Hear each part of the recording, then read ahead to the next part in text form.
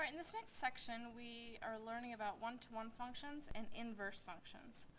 A one-to-one function is one where every x value has one y value associated with it, which is a little bit different than a function because every x value has a certain y value associated with it, but, okay, so maybe I said that wrong.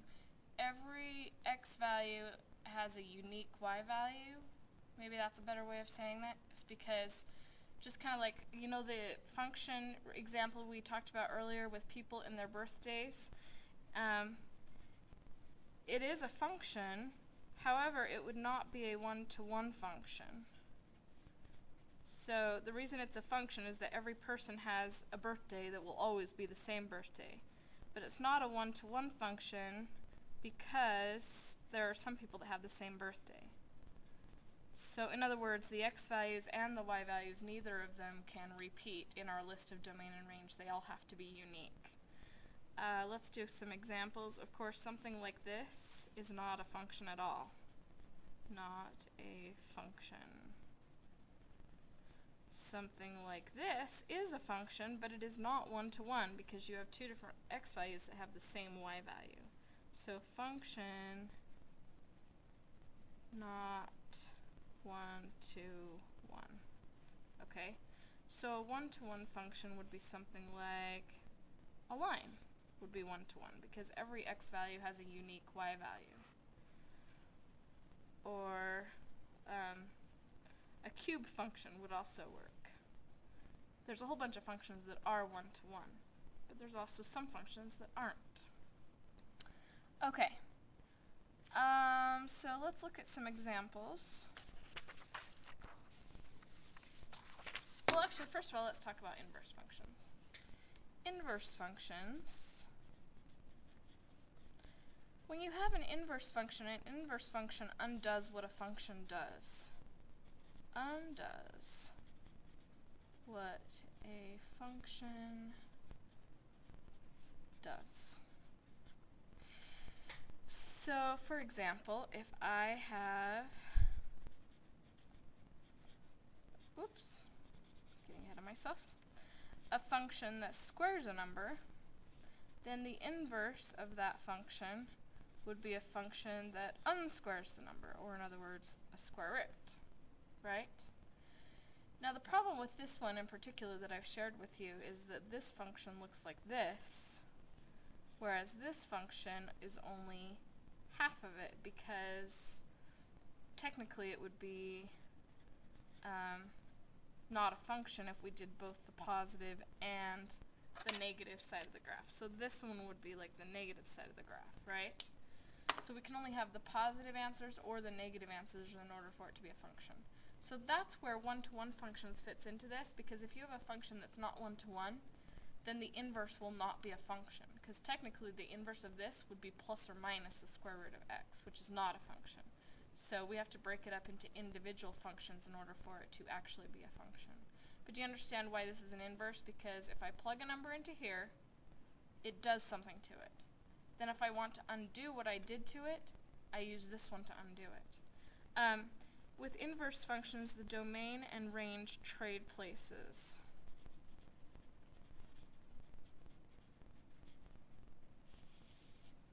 Okay, that's the whole major point of what an inverse function is. Okay, sometimes when we're talking about an inverse function, we use the notation, you know how for a function we might call it f of x? Well, an inverse function we might call f to the negative 1 of x. I know usually we use negative 1 to indicate a reciprocal because it takes the number and moves it down in the bottom of a fraction. But in this case, it's just a notation to help us understand that it's inverse. It doesn't necessarily mean that it has to be a reciprocal. Alright, let's look, find the inverse of this function. 2, negative 1, 3, 2, 1, 3, 5, 0.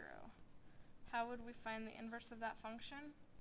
Well, if this is f of x, the inverse would happen just by trading the x's and y's. So, just a little note to myself, trade x and y values. So this function becomes our inverse function if we trade these two numbers. So negative 1, 2, 2, 3, 3, 1, 0, 5. The result graphically is pretty interesting. Let's graph these points and see what happens when we do the inverse. So graph the point 2, negative 1, graph the point 3, 2,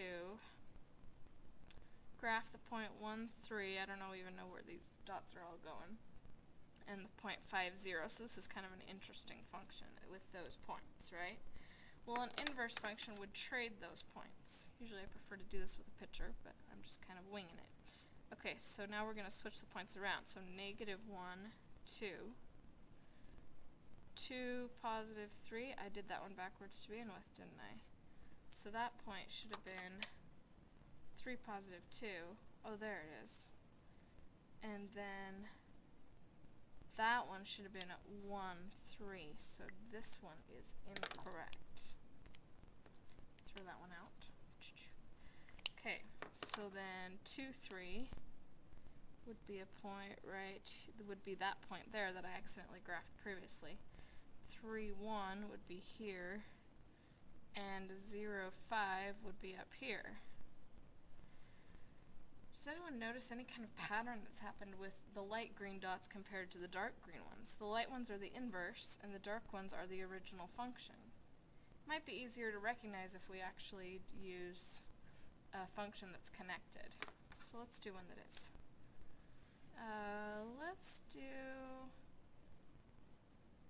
Let's go ahead and look at the function y equals x squared. Let's plug in some x and y values. So plug in x is 0, y is 0. X is 1, y is 1 because we square. X is 2, y is 4. So let's graph those points.